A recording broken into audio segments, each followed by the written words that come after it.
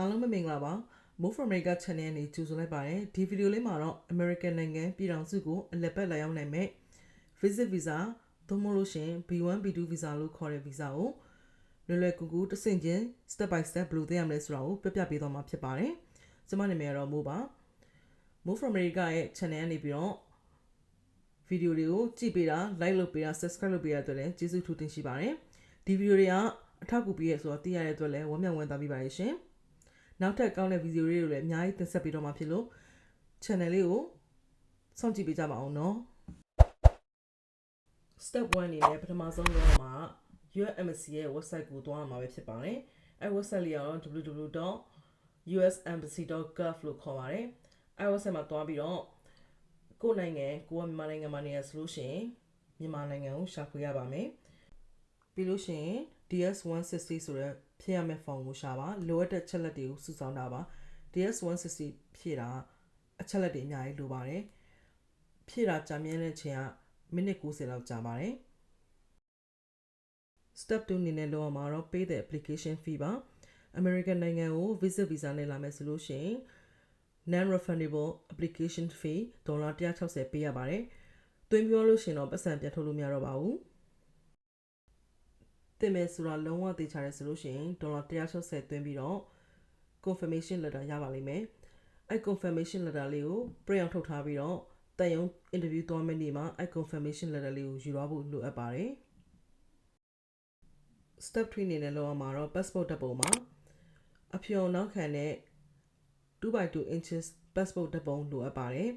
အကယ်လို့ကိုမသိချအောင်ဆိုရင်ဓာတ်ပုံဆိုင်တွေမှာသွားပြီးတော့ American visa တင်လို့ဓာတ်ပုံရိုက်ချင်လို့လည်းလို့ပြောလို့ရပါတယ်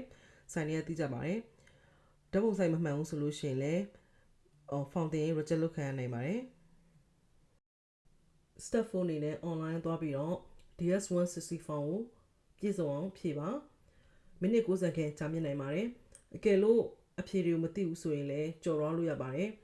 ကိုတက်နိုင်ဆုံးအမှန်ကန်ဆုံးအတိအကျဆုံးဖြည့်ဖို့တော့လိုအပ်ပါတယ်ရှင်ဖြစ်နိုင်တော့အမှန်ကန်တဲ့ information တွေကိုပဲထည့်ပါလို့ကြံပေးပြစီလိမ်ညာတဲ့ information တွေကိုမထည့်ပါနဲ့တန်ရုံးကသိသွားလို့ရှိရင် visa reject ရနိုင်ပါတယ် step 5အနေနဲ့ပြောပြရလို့ရှိရင် DS160 ကိုဖြည့်ပြီးသွားလို့ရှိရင်ထွက်လာမယ့် confirmation ကို print out ထုတ်ထားပါ$160သွင်းလို့ရတဲ့ confirmation လိုမျိုးပဲအဲ confirmation တစ်ခုလုံးကိုတန်ရုံးမှာ interview သွားဖြစ်တဲ့ခါကျရင်ယူသွားပေးရပါမယ် step 6အနေနဲ့ပြောပြလို့ရှိရင် DS160 form လေးဖြည့်ပြီးသွားပြီ$160လေးသွင်းပြီးသွားပြီဆိုလို့ရှိရင် US Embassy website ကိုသွားပြီးတော့ကိုယ့်ရဲ့ interview date ကို appointment လုပ်နိုင်ပါတယ်များတော့အဖြစ်တန်ရုံးတွေက visa date တွေချက်နေတယ်လို့ကြိုတင် appointment လုပ်တာကောင်းပါတယ်ကံကောင်းလို့ရှိရင်နှစ်ပတ်သွင်းရနိုင်ပေမဲ့ကံမကောင်းလို့ရှိရင်လည်းလနဲ့ချီပြီးကြာမြင့်နိုင်ပါတယ်အရေးကြီးတဲ့အကြောင်းအရာရှိလို့ရှိရင်တော့ American နိုင်ငံဘက်ကလူကတန်ရုံးကို email ပို့ပြီးတော့ဥမာ graduation တက်ဆရာရှိတယ်ဒီရက်ဒီနေ့မှတက်မှာမလို့ visa ရဖို့လိုအပ်တယ်ဆေးကုသဖို့သွားမှာမလို့ဒီနေ့ဒီရက် visa ရဖို့လိုအပ်တယ်ဆိုပြီးတော့ email ပို့ပြီးလို့ရပါတယ် step 7နံပါတ်9ချက်အနေနဲ့ American နိုင်ငံပြည်ထောင်စုကို visit visa နဲ့အလည်ပတ်လာမယ်ဆိုလို့ရှိရင်ဘဏ်ကောင်ထဲမှာငွေဘယ်လောက်ပြရမလဲဆိုတဲ့ချက်ပဲဖြစ်ပါတယ်အကယ်လို့ American နိုင်ငံကို15ရက်လောက်ပဲအလည်ပတ်လာမယ်ဆိုလို့ရှိရင်ဘဏ်ကောင်ထဲမှာ$9,000 $1,000 လောက်ပြရပါမယ်အကယ်လို့ဘဏ်ကောင်ပြခဲ့မယ်ဆိုလို့ရှိရင်လည်းဘဏ်ကောင်ကအသစ်ဆက်မဟုတ်ပဲတစ်နှစ်လောက်နှစ်နှစ်လောက်အဝင်ထွက်လုပ်ထားတဲ့ရှိတဲ့အကောင့်ဆိုရင်ပိုကောင်းပါတယ်ဘဏ်ကောင်တစ်ဆက်ဆိုလို့ရှိရင်တစ်ခါကျရင်တန်ရုံးကတန်ရဖြစ်ပြီးတော့ visa reject ရနိုင်ပါတယ်နံပါတ်8ချက်အနေနဲ့ပြပြလို့ရှိရင် prepare all the document လိုအပ်တဲ့စာရွက်တွေအကုန်လုံးကို file တစ်ခုထဲမှာထည့်ပြီးတော့တေချာပြင်ဆင်ထားပါဘယ်နေရာမှာပါရှိလဲဆိုတာကိုလည်းထပ်ခါတလဲလဲကြည့်ပြီးတော့မှတ်ထားပါအကယ်လို့တန်ရုံးကကောင်ဆလာကစာရွက်စာတမ်းလိုတောင်းခဲ့လို့ရှိရင်လည်းတခါလေးထုတ်ပြီးလို့ရအောင်လို့ပြင်ဆင်ထားဖို့လိုအပ်ပါတယ်တန်ရုံးမှာ visa တက်တဲ့မြန်နေကြလို့ရှိရင်ဒီစာရွက်စာတမ်းတွေယူရဖို့လိုအပ်ပါတယ် DS160 ဖြည့်တော့ရထားတဲ့ confirmation page $160သွင်းထားတဲ့ visa application fee receipt interview appointment letter passport ကိုယ့်ရဲ့ passport အသစ်နဲ့အဟောင်းရှိခဲ့လို့ရှင်လည်းယူတော့ပါအဟောင်းမှာတခြားနိုင်ငံတွေတွဲလိုက်ထားတဲ့ visa set နေရှိခဲ့လို့ရှင်လည်း American visit visa ရဖို့အများကြီးထောက်ကူပေးနိုင်ပါတယ်နောက်ပြီးလို့ရှင်ဓာတ်ပုံ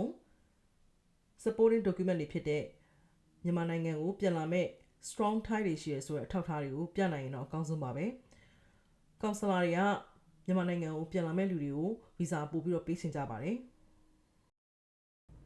Step 8 နံပါတ်8ချက်အနေနဲ့ပြောပြမယ်ဆိုလို့ရှိရင်တန်ရုံးမှာ interview ဖြေဖို့ကြိုတင်လေ့လာပြင်ဆင်ထားပါ။ visit visa မှာဆိုလို့ရှိရင်တမန်အဖြစ်မေးခွန်း၈ခုမေးလေးရှိပါတယ်။ B1 B2 visit visa မှာမေးလေးရှိတဲ့မေးခွန်းတွေကိုလည်းမကြခင် Move from America ရဲ့ YouTube channel မှာတင်ပေးတော့မှာမလို့စောင့်ကြည့်ပေးကြအောင်နော်။တန်ရုံးမှာ interview ဖြေတဲ့အခါကျရင်အရေးကြီးဆုံးချက်ကတော့စိတ်ကိုတည်တည်ငြိမ်ထားပါတက်တောင့်တက်တာရှိပါမျက်လုံးချင်းစုံပြီးဖြေပါတန်ရုံးကိုတွားရင်ယူသွားမယ့်စာရွက်စာတမ်းတွေကိုတေချာပြင်ဆင်ထားပါဘယ်လိုဖြေရမလဲဆိုတာကိုလည်းစဉ်းစားထားဖို့လိုအပ်ပါတယ်ဒီဗီဒီယိုကြည့်နေတယ်ကြိုတင်ပြင်ဆင်နေဆိုလို့ရှိရင်ဒါဗီဇာရဖို့တဝက်တေချာနေပြီနော် You are ahead of the game You are watching this video now and preparing yourself You are golden You are ahead of the game You are going to be successfulကိုပါရကိုတေချာပြင်ဆင်တော့မယ်ဆိုလို့ရှိရင်တန်ရုံးမှာဗီဇာရမှာပါမိမိကိုယ်ကိုယုံကြည်မှုထားလိုက်ပါနော်တန်ရုံးမှာအင်တာဗျူးတက်ဖြေတဲ့ခါကြလို့ရှိရင်လည်းဘယ်လိုဝတ်သွားမလဲဆိုတာပြပြပေးပါမယ်တက်တောင့်တက်တာရှိတဲ့အဝတ်စားမျိုးကိုရွေးချယ်ပြီးဝတ်ဆင်ပါတောက်တောင့်တင်းတင်းတောက်တောက်ပြောင်ပြောင်နဲ့အရန်ကြွားဝါတဲ့ပုံစံမျိုးဖြစ်အောင်ဝတ်သွားပါနဲ့ Step 9အနေနဲ့ပြောပြမယ်ဆိုလို့ရှိရင်ကဲလို့ကိုယ့်ရဲ့ဗီဇာက approve ဖြစ်ခဲ့လို့ရှိရင်သူတို့ကကိုယ့်ရဲ့ passport visa ကတ်ထားတဲ့ဟာကို2ရက်ကနေ10ရက် business day အတွင်းပြန်ပေးပါတယ် B1 B2 visa က6လသက်တမ်းရှိပါတယ် B1 B2 visa ကိုမသွားဖြည့်ခင်အကောင်းဆုံးပြင်ဆင်တော့ဖို့အကြံဉာဏ်ပေးပါစီ interview လေ့ကျင့်တော့ပါစာရွက်စာတမ်းကိုစုံလင်အောင်ပြင်ဆင်တော့ပါအချက်လက်တွေကိုခိုင်ခိုင်မာမာတင်ပြပါ bank statement ကိုလည်းတေချာပြင်ဆင်ထားဖို့အကြံဉာဏ်ပေးပါစီ visa ရလို့ American နိုင်ငံကိုလာမယ်ဆိုလို့ရှိရင်ဒီနိုင်ငံချထားတဲ့စီမင်းစည်းကမ်းတွေကိုလိုက်နာပါ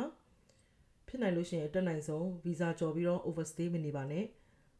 တက်တမ်းမကုန်ခင်ပြန်ပါ Have fun and welcome to the United States